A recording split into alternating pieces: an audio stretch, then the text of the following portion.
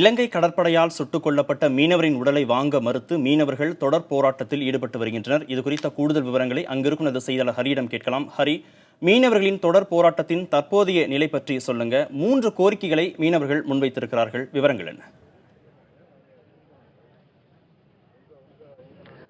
கார்த்திகேயன் பார்த்தீங்கன்னா, இந்த 3 அம்ச கோரிக்கைகளை வலியுறுத்தி தான் மீனவர்கள் தொடர் போராட்டத்தில் ஈடுபட்டு வருகிறார்கள். நேற்றைய முன்தினம் காலை 9 மணி அளவுக்கு இந்த தங்கச்சிமடம் திடலில் ஆரம்பித்த போராட்டம் சற்றும் சளைக்காமல் தொடர்ச்சியாக இரவு பகல் பாராமல் வெயில் மழையிலும் கூட இந்த போராட்டமானது நீடித்து வருகிறது. தற்போது நேரடி காட்சிகளை நீங்களே பார்க்கலாம். தற்போதைய இந்த நேரத்திற்கெல்லாம் அந்த இவ்வளவு பேர் அமர்ந்த தங்களுடைய கோரிக்கைகளை மத்திய அரசு நிறைவேற்ற வேண்டும் என்ற கோரிக்கையை வலியுறுத்தி போராட்டத்தில் ஈடுபட்டு வருகிறார்கள்.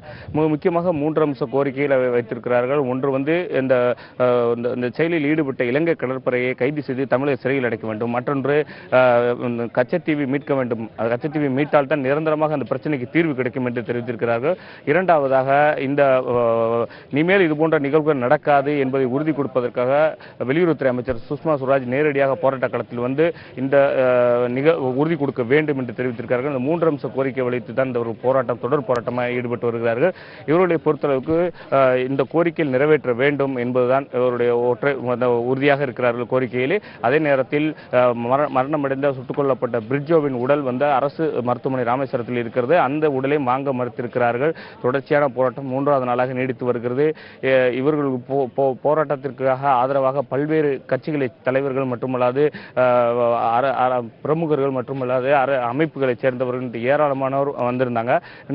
நேற்றைய கூட மதிப்பு போய் சொல்ல வைகோ மட்டுமல்லாது தமாக ஜி.கே. வாசன் உள்ளிட்ட தலைவர்கள் ஏராளமான இவர்கள் போராட்டத்துக்கு ஆதரவு தெரிவித்திருக்காங்க. அதே நேரத்தில் இன்று இன்னும் பிற்பகல் விடுதலை சிறுத்தை கட்சிகளுடைய தலைவர் தொல் திருமாவளவன் அவர்கள் வர இருக்கிறார்கள். அதே போன்று பல தலைவர்கள் இங்கே அவர்களுக்கு ஆதரவு தெரிவிக்க இருக்கிறார்கள். அதே நேரத்தில் பல்வேறு இடங்களிலிருந்து மாணவர்கள், இளைஞர்கள் என்று இந்த போராட்டத்துக்கு ஆதரவு தெரிவித்து வருகிறார்கள்.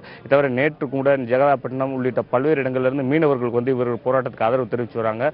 தொடர்ச்சியாக வீரியமாக இந்த போராட்டம் நடந்து வருகிறது. கோரிக்கை நிறைவேறும் வரை நாங்கள் போராட்டத்தை கைவிடப் போவதில்லை என்பதில் உறுதியாக இருக்கிறார்கள். கார்த்திகேயன். ஹரி, பல்வேறு தரப்பினரின் ஆதரவோடு இந்த போராட்டம் தொடர்ந்து வலுப்பெற்று வருகிறது. இப்படியான ஒரு சூழ்நிலையில் மத்திய மாநில அரசுகளின் அடுத்த கட்ட நடவடிக்கைகள் என்னென்ன? நிச்சயமாக மத்திய மாநில அரசுகளை பொறுத்து மாவட்ட ஆட்சியர், மாநில அரசின் சார்பாக மாவட்ட ஆட்சியர், மாவட்ட காவல்துறை கண்காணிப்பாளர் இந்த போராட்ட காலத்திற்கு அருகிலே உள்ள பள்ளியிலே அவர்கள் உன்னிப்பாக இங்கே தங்கியே அவர்கள் உன்னிப்பாக அந்த போராட்ட களத்தை இவருடைய கோரிக்கையிலே மாநில அரசின் கவனத்திற்கு கொண்டு சென்று கொண்டிருக்கிறார்கள். தொடர்ச்சியாக அவர்கள் இங்கே தங்கியிருக்கிறார்கள். நேற்றைய முன்தினம் கூட பேச்சுவார்த்தை கிடைத்தார்கள். பேச்சுவார்த்தையில் எந்த உடன்பாடும் எட்டாத சூழ்நிலையில் தான் தற்போது போராட்டமானது தொடர்ந்து நடைபெற்று வருகிறது. அவர்கள் இங்கு அமர்ந்து இங்கு உள்ள நிலைகளை தமிழக அரசிற்கு தெரிவித்துக் கொண்டிருக்கிறார்கள்.